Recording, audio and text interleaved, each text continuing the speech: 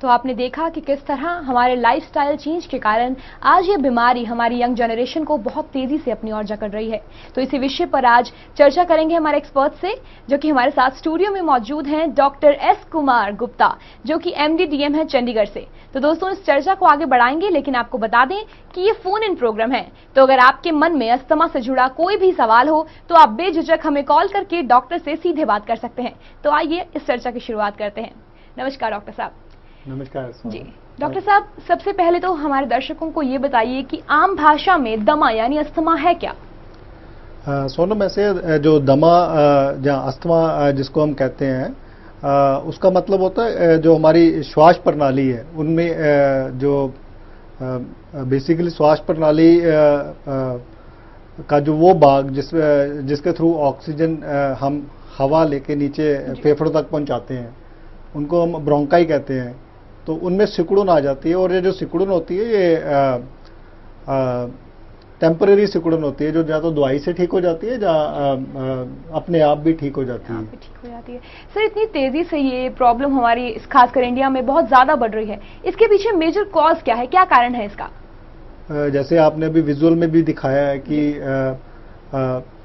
Environment pollution बहुत ज्यादा important role play कर रहा है। जैसे हम अपने एडजॉइनिंग सिटी जैसे चंडीगढ़ की बात करें, यहाँ पे नंबर ऑफ व्हीकल्स बहुत ज़्यादा बढ़ गए हैं जी।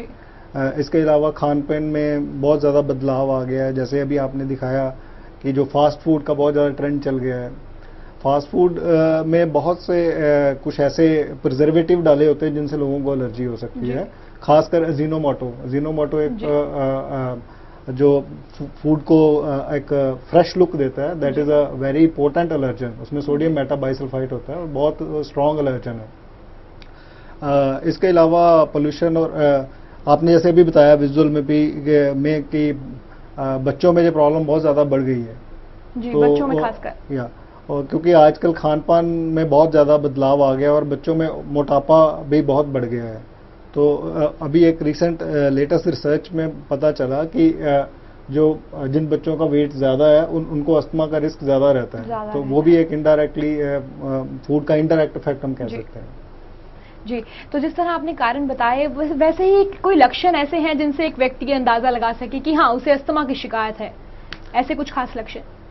जब हम अस्थमा की बात करते हैं तो उसके लक्षण की हम बात करें तो अस्थमा की शुरुआत बेसिकली शुरू होती है एलर्जी से, श्वास प्रणाली की एलर्जी से।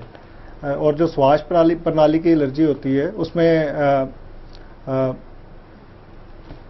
नाक की एलर्जी हो सकती है या फिर ब्रोंकियल एलर्जी।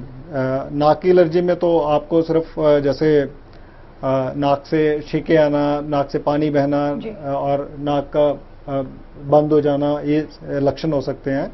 लेकिन जैसे जो एलर्जी नीचे लंग्स में फेफड़ों तक पहुंचती है तो उसमें खांसी शुरू में तो जो खांसी सूखी हो सकती है, लेकिन धीरे धीरे बाद में बलगम भी आना शुरू हो जाता है।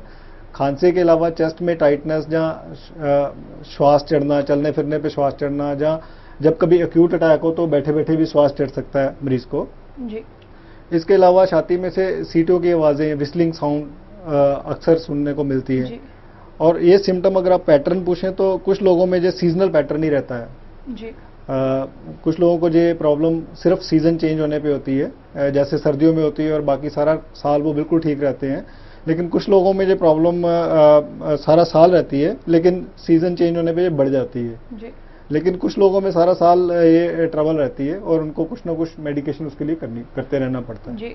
तो दोस्तों, आपने जाना कि क्या कारण है इसके और क्या लक्षण है। तो दोस्तों, आपको बताया कि ये फोन इन प्रोग्राम है। आपके मन में अस्थमा से जुड़ा कोई भी सवाल है, आप हमें फोन कर सकते हैं। हमारे नंबर्स लगातार टीवी स्क्रीन पर फ्लैश हो रहे हैं।